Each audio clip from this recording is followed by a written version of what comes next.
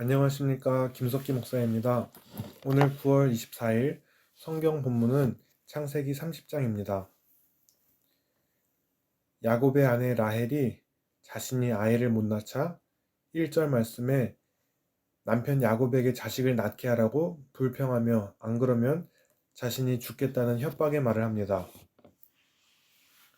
남편을 들볶는 라헬의 모습과 같은 여자지만 아이를 낳지 못했을 때 성전에서 눈물을 흘리며 하나님께 매달린 한나의 모습이 대조적입니다. 2절 말씀에 라헬이 야곱을 향한 이러한 불평을 들을 때 야곱이 대답을 합니다. 그대를 임신하지 못하게 하시는 이는 하나님이니 내가 하나님을 대신하겠느냐. 자식은 여호와의 주신 기업이요 태의 열매는 그의 상급이로다 라는 말씀처럼 생명을 잉태하게 하시는 것은 사람이 하는 것 같지만 전적으로 하나님의 섭리임을 보게 됩니다. 3절에 라헬이 시녀 빌하를 또 언니가 시녀 실바를 동원해서 경쟁적인 출산 경쟁을 하는 것을 봅니다. 이렇게 질투하면서 출산 경쟁을 하는 모습을 보면서 이스라엘의 혈통이 그닥 자랑할 것이 없는 것이 보입니다. 그러나 이러한 인간의 질투까지 하나님께서 당신의 뜻을 이루기 위해 섭리하시는 모습을 보면서 우리의 부족한 것까지 하나님에게 사용될 수 있음을 봅니다. 이스라엘이 잘나서 택함 받은 게 아니라 전적으로 하나님의 사랑하심이 있음을 보게 됩니다. 신명기 7장 7절에서 8절 말씀처럼 말입니다. 이스라엘이 의로워서가 아니라 아브라함에게 맺으셨던 언약을 지키시는 신실하신 하나님이 드러나는 것입니다. 오늘 우리도 예수님을 믿는 그리스도인 된 것이 우리의 의로움이 아니라 태초부터 계획하시고 우리를 사랑하시고 우리를 택하신 그 하나님께만 영광 올려드리고 감사한 우리 모두가 되시길 기도합니다. 14절에 레아의 아들 르우벤이 합한 채를 어머니 레아에게 가져다 줍니다. 합한 채는 갈릴리에서 5월에 열매 맺으며 성적 욕구를 돋구는 일종의 강장제로 알려졌습니다. 그러자 동생 라헬이 합한 채를 두고 흥정합니다. 야곱 집안이 성적으로 문란함을 보여줍니다. 라헬이 합한 채를 가지는 대신 언니 레아는 야곱과 동침하고 다섯째 아들 이사갈, 여섯째 스불론, 그리고 딸 디나를 낳습니다. 디나는 이스라엘 선조들이 자손들 중에서 유일하게 이름이 언급된 여자입니다.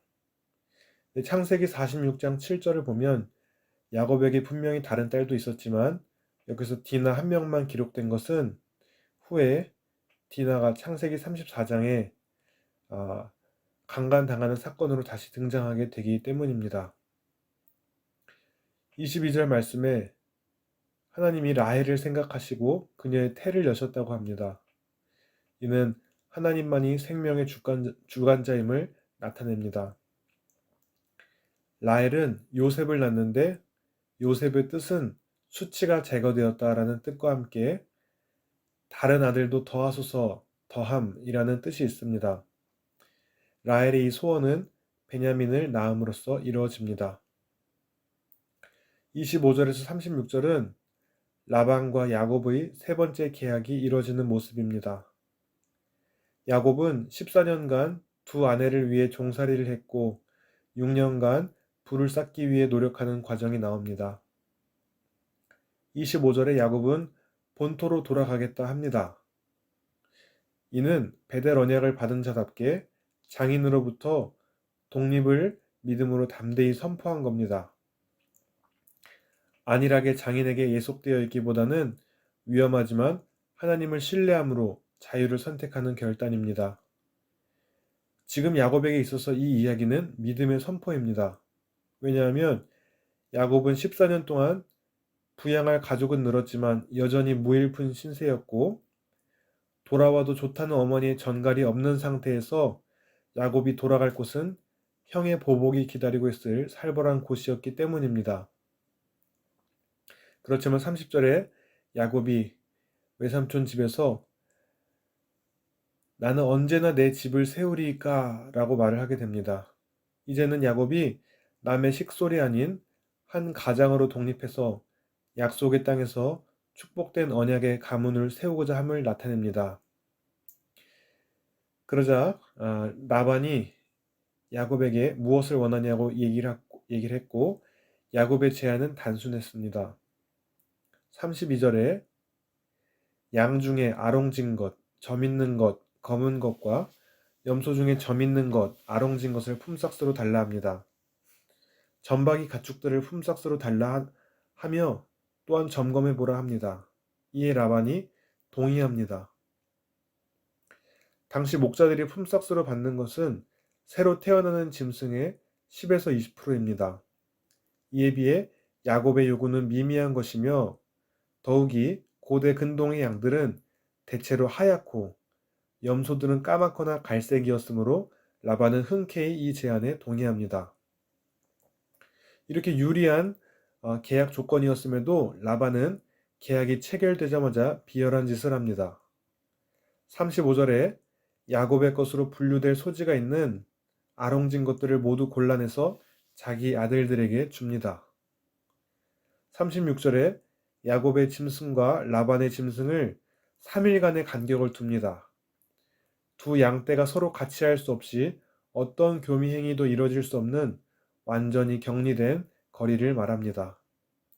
라반은 점박이 짐승이 있어야 점박이 짐승이 나오는데 앞으로 점박이가 나오기 틀렸다 생각했을 것입니다. 이런 어려운 상황에서 37절 야곱은 버드나무와 신풍나무, 살구나무들을 가져다가 그것들의 껍질을 벗겨 흰 무늬를 냅니다. 이 나무들은 겉껍질은 짙은 갈색을 띠는 반면 속 껍질은 매우 희고 반짝였기 때문에 겉껍질을 드문드문 벗길 경우 알록달록 아롱진 형태가 됩니다. 38절에 가축대가 물을 먹으러 왔다가 교미할 때 개천의 물 구유에 세워진 아롱진 가지를 봄으로써 새끼를 뵐 때에 그 무늬의 영상이 스며들게 합니다.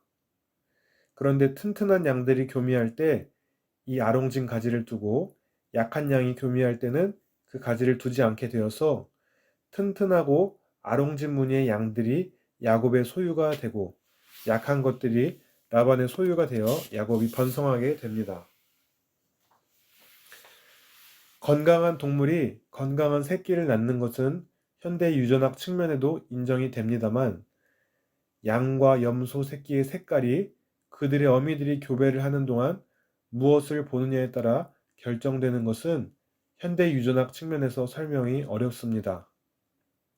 이 사건을 통해 하나님이 야곱과 함께 계셨기에 그가 어떤 방법을 써서 부를 쌓으려 했어도 그대로 되었을 것임을 보여줍니다.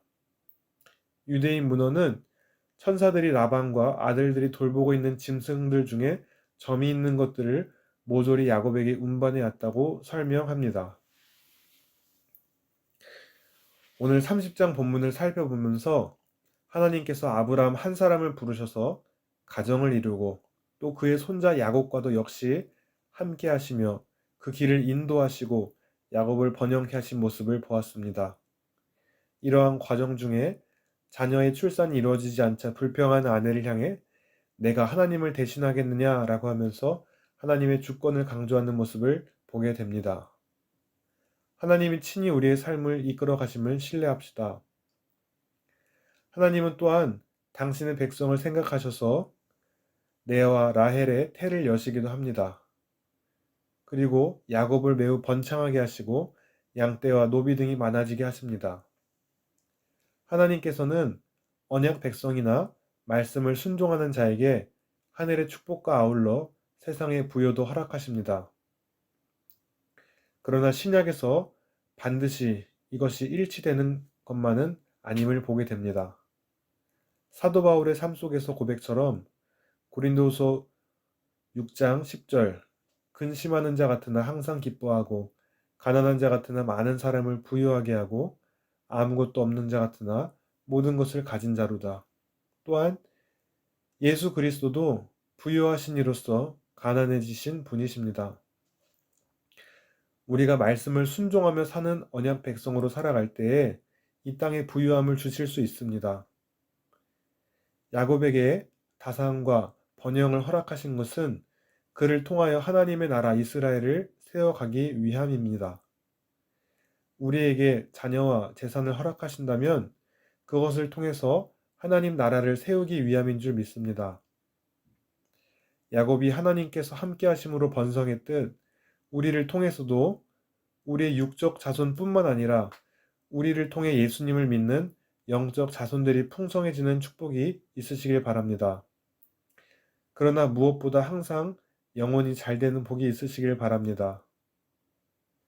가난하든 부유하든 주님과 함께하는 곳, 하나님의 통치를 받는 그곳이 하늘나라입니다. 우리 모두 믿음의 길을 끝까지 걸어가고 그렇게 살아갈 때에 이 땅에서 하나님의 인도하심 아래 평안하시게 되기를 예수님 이름으로 축복하며 기도합니다. 아멘.